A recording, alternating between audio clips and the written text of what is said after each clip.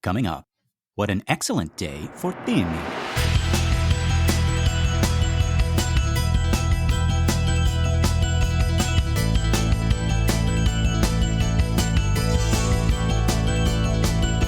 Well, howdy folks, and welcome to Minute 20 of The Exorcist Minute, a show where we endeavor to examine, extrapolate, and excavate The Exorcist minute by terrifying minute. My name is Lester Clark. And I'm Keenan Diaz.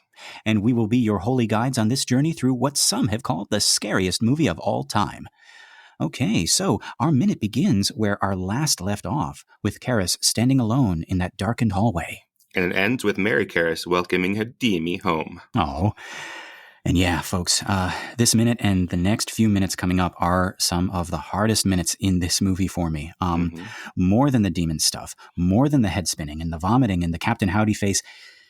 This right here, these minutes with Karis and his mom are heartbreaking.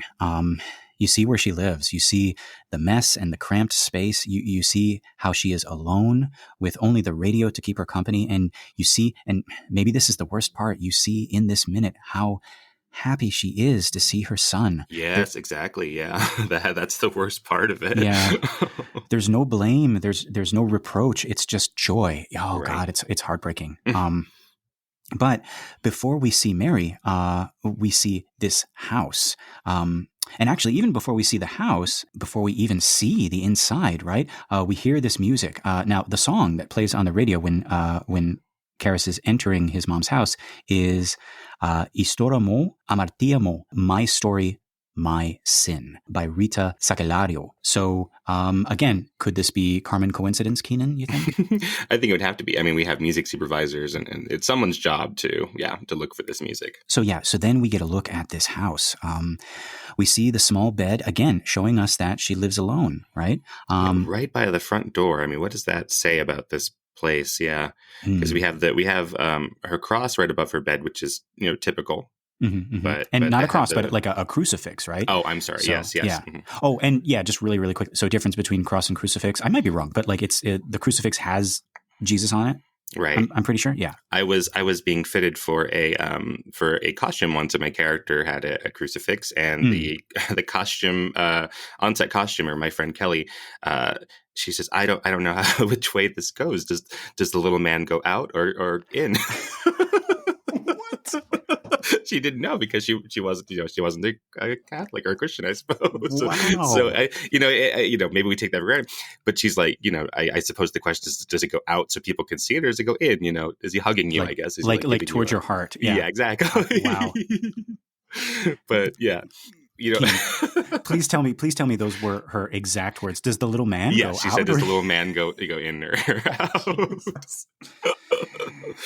Like the joke on Arrested Development, right? Where maybe Funke is trying to pretend to be a Christian for some reason. I forget why in this episode, but she's trying to become a Christian, and she asks her uncle Michael, "Where can I get a necklace with that lowercase t?" Oh, and he says, "That's a cross." And she says, "A cross from where?"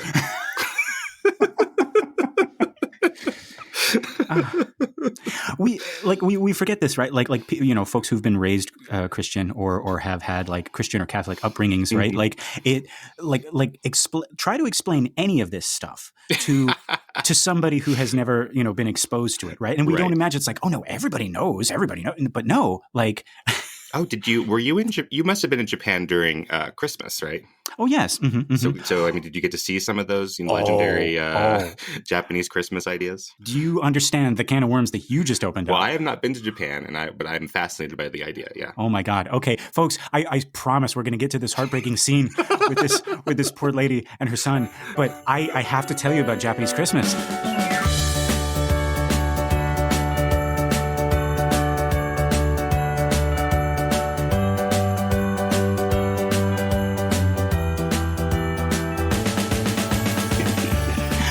No, I mean it's a little bit different. They have all of the trappings of Christmas without the religious stuff, right? Which actually you could kind of argue we have now. Right. I mean, it's very, Christmas is a very commercialized holiday anywhere you go. But I find it very interesting, like kind of what they have replaced it with. The religious stuff is, well, first of all, It's more of a couples holiday over there. Oh, like we would look at Valentine's Day. And so it's like, on Christmas Eve, right? You go and you get your girl, a present, or she gets you a present or something like that. Like the family aspect is, not as big as like this is a between couples. Oh, right. Yeah. And the second thing is everybody eats KFC. Have you heard of this? That's what I thought. Yeah. I've always wondered if it's a legend, or my Japanese teachers, maybe when they were in Japan 20 years ago, whether that was still the case today. Yeah, I think it's as much a legend as like, everybody drinks eggnog over here on Christmas. It's like it's the thing to do, but maybe not everybody does it. I don't know. But I've asked several people to explain it to me, and the best I can come up with is some marketing genius pointed out the fact that Colonel Sanders looks kind of like Santa Claus, and the colors of this fast food restaurant are red and white. Mm-hmm. And he's got this smiling Santa looking dude with the beard and everything, and then this is my contribution to that, and I don't know, there's no way to prove that I'm right or wrong, but Keenan, you remember like watching those old Christmas cartoons where they gather around the table and there's this big turkey and the goose as big as Adam. The goose is big, yeah, right? As Tiny Tim, right? It's like the one as big as me, right? And I don't know, like from an audience member's perspective, that it could look like an extra crispy piece of like whole chicken or something like that. I know even in America, there are people who do not like turkey, and I'm sure they would much prefer a bucket of chicken, but it's not socially acceptable here. Right. And I think that ties into the kind of like the holy, or maybe not even holy, but just like this kind of like the solemn, maybe not even solemn, but like there's a weight to Christmas, I think, that we have, even if you're not religious, there is this kind of like, peace on earth, goodwill towards your fellow man and everything like that, and family and stuff like that. It's one of the reasons why it is at the same time like one of the happiest holidays, but also maybe one of the saddest, most lonely holidays for some people. Right? This weight, right? And yeah, that's not so much the case over in Japan. And it's just kind of like this. It's almost like you would see like Valentine's Day with KFC. And again, folks, so like I'm only speaking, from my experience in Japan, right? If there is anybody else, out there who has had a similar experience or knows a little bit more about this, please, write in and educate us a little bit more. Right. But yeah, Christmas in Japan. Experience it. Go check it out if you can. It is amazing. And oh my God, the malls and the stores and just the lights and the decorations, they go all out, right? Like it's ironic, but that commercial aspect to it, so much. I have all these pictures of like giant Santa installations and stuff like that. It's great. So that's the time to go to Japan. Not screw the cherry blossoms. Go a couple months earlier. Yeah. See Japanese Christmas. Anytime I think is a great time to go to Japan. Yeah. Well, we're not allowed anymore for now. Yeah, right. Yeah, right now, except right now, everybody be safe. Right, countries closed. Yeah, countries. Yeah, like, and we're talking about COVID, of course. Right. Yes. In case you're listening to this in the future, where there is no COVID. Or is there? Guys, let us know. Like, if anybody's from the future, write us in and tell us that that it gets better. Please tell us that it gets better. Yeah. So anyways, this sad woman who's being forced out of her house that we see as being disgusting, but that to her is her home. This is her home, yeah. So we see this house and the walls are lined with photos. We see a younger Karis boxing. And underneath that, we have what I assume are old boxing trophies. And then we have two more photos, one of which I assume is Karis as a baby, as a toddler, and the other I assume is a younger Mary Karis. So real quick, Keenan, I always wonder about this in movies. Do you think that these could actually be Jason Miller and Vasiliki Maliaros, who plays Mary? Do you think that these could actually be their photos? I imagine so. I mean, I think that I think by this time people had all sorts of photos about each other. It's interesting when you look at some of like older studio movies and how much they have, let's say a Bette Davis in the 1950s, if she's in a movie and she has pictures of her younger self, because she'd been in movies since 1930 and it had been her job to be photographed. they have her on all these different like like, I mean, clearly different, right? Because she's aged 20 years. It's like, here's her on a horse, here's her on a boat. They just have that stuff, because sometimes they would just take pictures of these movie stars, not even related to a movie, but just going out and just taking publicity stills, or just in case they would need them. So they would have them in all sorts of uniforms and anything they want. Yeah. So because these two photos are just sort of them, you know, posing, as opposed to like obviously the ones of him boxing, or Jason Miller during, well, I don't know, maybe I was going to say maybe during production they went and put him in boxing costumes, but maybe he had these pictures, because he was a boxer in real life, probably. It could, yeah. Right. Yeah, like, and folks, I was going to say, like, I mentioned, like, it's a picture of younger Karras boxing, but like those, like, it could be very well that he did those yesterday, right? Yeah. But yeah, so, and we also see on this dresser, sort of hidden in the back there, is this figurine of what I imagine is the Christ child, wearing like a crown and kingly robes. I've seen this before, like in paintings and candles, is very like distinct image of Jesus as a young boy, right? Usually blonde hair, blue eyes, that whole thing. And he's wearing these very like regal clothes. But yeah. Oh, I wonder about that. And there's of course, only one scene in the Bible with Jesus as a child, not a baby, and that's him in the temple preaching above his age. Yeah. I wonder if that is a Catholic thing, the, kind of like the focus on that, like specific, like, everybody has, Jesus as the man, and then as the newborn baby, but like there's this, it's only on like Catholic paintings and candles and stuff like that I see him as a boy.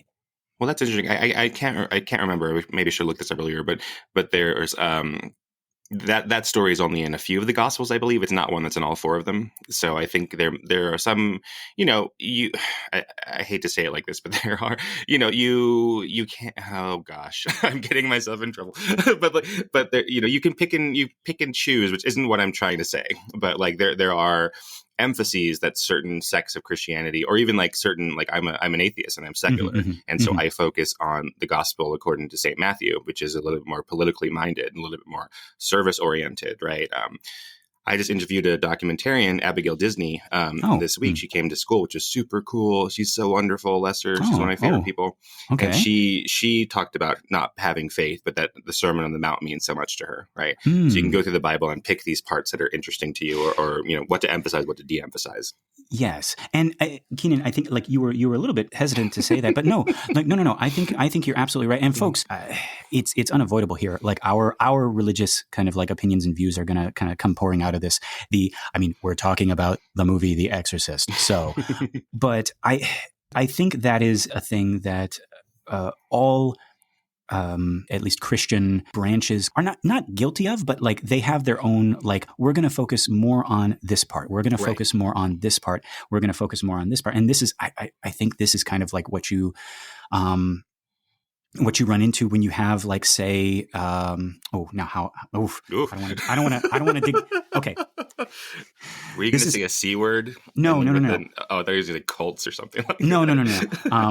This is going to be a heavily edited thing, but I'm going to keep it in because this is a thing that I want to talk about. And I think that does become problematic, as does this issue with like all religions, is when we as individuals, or maybe even like a specific group of people, might focus on maybe the more exclusive parts of these religious texts, these religious texts that say like this type of person is bad, or this type of person does not belong, or should be corrected or punished, or something like that. The whole thing. And again, like let us. I feel like I sound like a priest myself. But let's remember, folks, that this is a book that is a couple thousand years old, and it's a translation of a translation of a translation, and it has passed through the hands of people who might have like edited it and changed it for their own reasons. I mean, I'm thinking specifically of King James, and King James is, we know, King James Bible famously, right? In the King James Bible, there is that thou shalt not suffer a witch to live. That was like. I'm pretty sure I'm right about this, but correct me if I'm wrong. Anybody write in.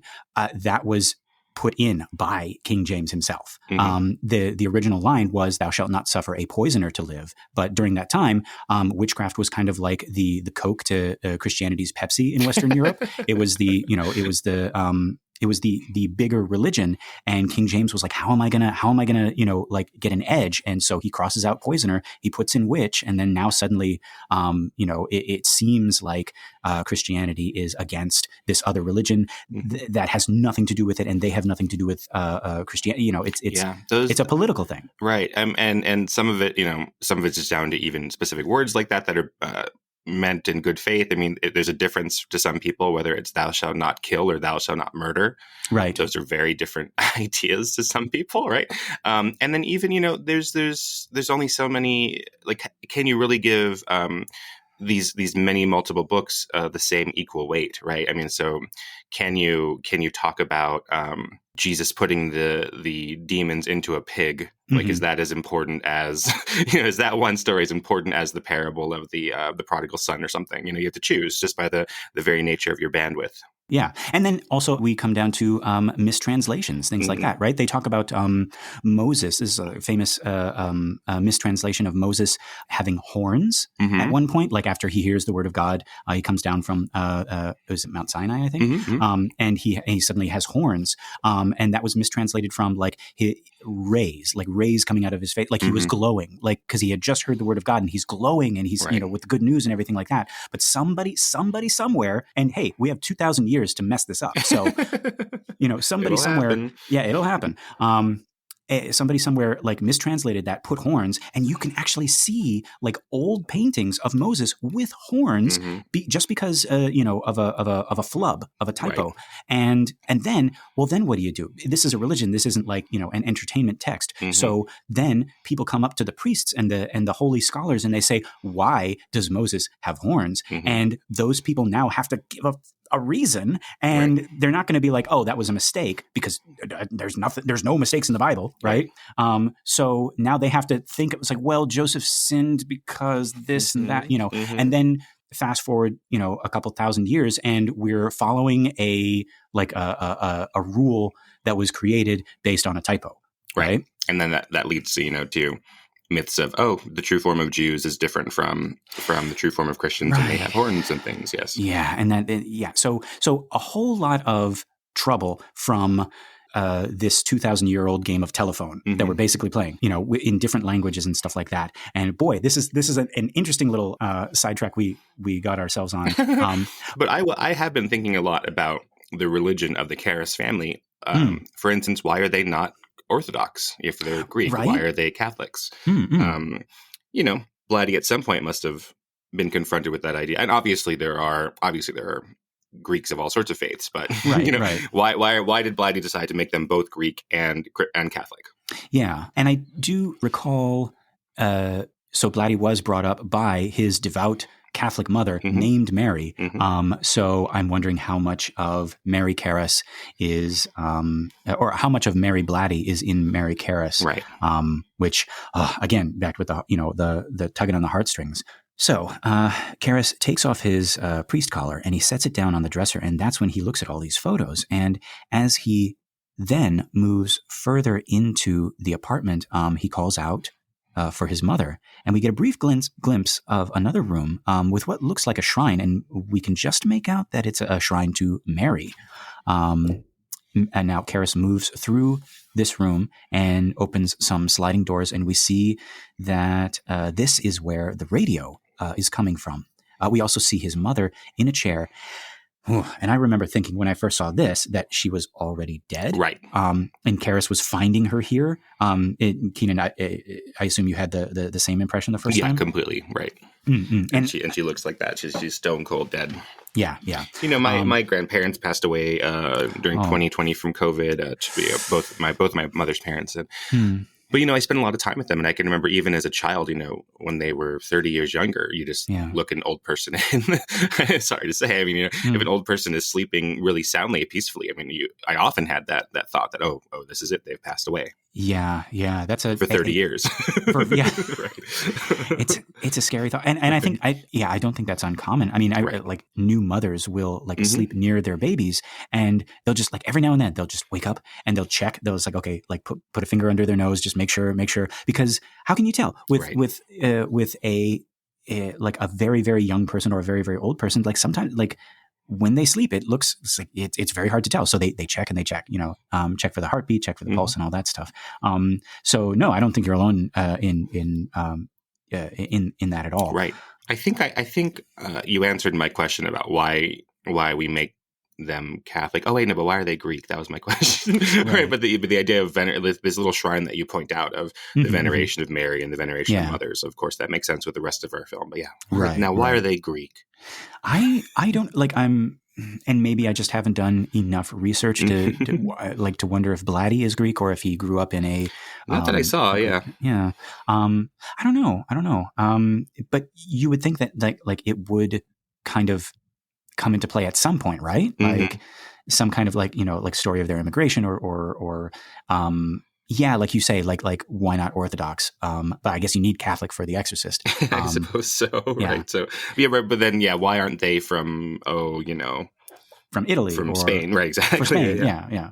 I don't know. And that's the other thing is, I remember very, very young looking at this, watching this, and not knowing, not having the advantage of the internet, and seeing that Jason Miller looks like Rocky Balboa, right. and seeing those pictures of him boxing, and hearing another language that sounds vaguely Italian, and with the music and everything like that, like you could be forgiven for like just kind of like not even thinking of it at all, but just like assuming it's like, okay, they are from the country of far away. Sure. And they're from Catholic town, Europe. they're Catholicville. Yeah. But yeah, so yeah, we got the shrine again to mothers. And yeah, like going back to that first reveal of Mary Karras, I don't know what it is. Maybe it's that she doesn't stir when he enters the room. Maybe I think I've seen too many movies where like the TV is going or the radio is playing nonstop after someone has passed away. Right. That seems to be like a favorite trick of filmmakers to have the illusion of life, like a radio or a record player. Oh, that's a really good point. My favorite, of course, is in Arachnophobia. Do you know that movie? Oh, yes. And the couple who is watching Wheel of Fortune. Yeah. That's horrifying. Or spoilers, guys, they're not watching Wheel of Fortune. If anybody's watching Wheel of Fortune, it's the spiders who have taken over. Exactly. Screaming at the screen, it's Charlotte's Web! These idiots. Let me crawl up this guy's nose. But yeah, like that, I've seen that in other movies, as we just pointed out. Right. But like that's a I don't know why filmmakers keep going to that. It's a very creepy, very jarring trick. Yeah, that's a really good way of thinking it. Like life has gone on because it's a one-way broadcast, right? So as opposed to like phone call or some kind of human interaction, it's like things are still being sent out or beamed to this person and they're not able to receive it anymore. Right. That's Vanna creepy. White's not going to stop turning the letters and be like, hang on. Mary, why? Yeah. But thankfully, that's not the case here. Right. So Damien leans in and whispers, Mama, and she stirs and sees him. And like I said, this last shot, after we've seen where she has to live, after we've seen how she has to live, this last shot is of her looking so happy, so joyful that her son has come to visit her. And it's here we hear her call her Dimmy for the first time, as this short for Damien. And this is where our minute ends. We end again on two characters who were alone, but now they are together. And for just a moment, those evil thoughts and those evil themes, remember those three evil ones, the doubt, isolation, and despair, those are expelled once again. They'll be back. But for now, I'm glad we can close out on this embrace between mother and son. They are together and the darkness has been chased away for just a little bit. And maybe that's what's going to help me through this next couple of minutes, heartbreaking as they are, right? I'm gonna try to find something to hold on to, and I think it's the fact that they are together now, and that for now the darkness is gone. I wanted to pipe in, and something that bleeds in from our minute here into the next one is Father Karras sort of stripping off his he doesn't have vestments exactly, right, but stripping off his priestliness. So what's done in the book with an internal debate about whether he should sign his name with an SJ or not. I mean, just taking off that collar, and that's going to go even forward in the next couple of minutes, where he looks less and less like a priest as the scene goes on, and more like a son. Yeah. Oh my God, Keenan, he goes from Father Karras to son Dimmy. To son Dimmy. Oh my God. We didn't even plan that, folks. Wow. We don't plan anything. So. Yeah, I'm sure Friedkin planned it. I'm sure Blatty planned it. Yeah, and the costume designer, sure. Yeah. But we're just two guys who are discovering this thing as we go. But yeah, and just one more thing before we finish up here, guys. Let's introduce this actor. This is Vasiliki Maliaros, and this is her first and only acting role. Friedkin discovered her in one of the Greek diners he was frequenting and invited her to play Mary Karras in the film. And she had not acted before or since. And listeners, I want you to remember this as we watch these scenes with her, because I think she does some amazing work, very subtle, very well done. And I completely believe the relationship of mother and son between these two actors. So keep an eye out for that. Yeah, that is so interesting. I mean, she not only, so imagine you're this old lady, right? And they probably make her look older than she actually is, right? Just with costume and makeup. But you're this older middle-aged lady you've never acted before, and now this guy comes in and is like, "Hey, I won an Oscar last year. I want you to be in a picture." And it's one thing to be like, "Oh, I want you to play the mother of this priest, and you're going through some trouble," but then to say like, "And then we're going to put you on a bed later, and you are a ghost or something." Like how do you talk to someone not an actor about that? Because I think it makes a lot of sense to go to a non-actor to play certain parts.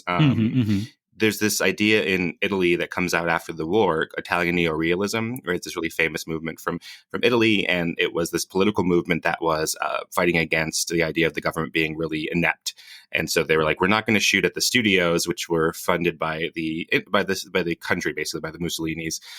We're not going to shoot at the studios and make things glamorous. We're not going to try to recreate Hollywood. We're going to go into the streets and deal with like these real locations and talk about real social issues. And we'll use non-professional actors. And they would go and cast someone, not always like, hey, we're hiring a butcher, so we're going to be a butcher. But sometimes, sometimes they would do that. They would get, oh, you're an old pensioner, college professor who's really lonely and you only live with your little dog. Let's cast you as that. But sometimes they'd be like, oh, who do you look like? You look like a longshoreman, even if you're an accountant, right? Right. And so we're going to put you in this. And Cesar Zavattini, who's the main film theorist behind this movement, neorealism, he said that basically everybody in the world could play at least one part. Oh. Right. Anybody in the world. And you and I are actors and we like disappearing into, you certainly like disappearing into roles, yes, covering yourself up so. with makeup and prosthetics and accents. And I like accents. But yeah, the idea that anybody, your mother could play one role, it might be a lot like herself. Mm-hmm. But everyone can be an actor. Right. Interesting. Oh, wow. Okay. So I have to check out some more Italian films then from that. Really, really that good time. Stuff. Yeah. Bicycle Thieves is the most, famous one. So Bicycle Thieves. Okay. All right. Okay. So boy, we covered a lot. We went down some roads in this one. Ooh, boy. Keenan, is there anything else we want to add for this minute? No, let's get away from this minute as fast as we can. Let's leave these two alone, yeah? Okay, so Keenan, are you thinking what I'm thinking? I think I am, Lester. All right, folks, until next time. The power of Colonel Sanders compels you. Merry Christmas, everyone.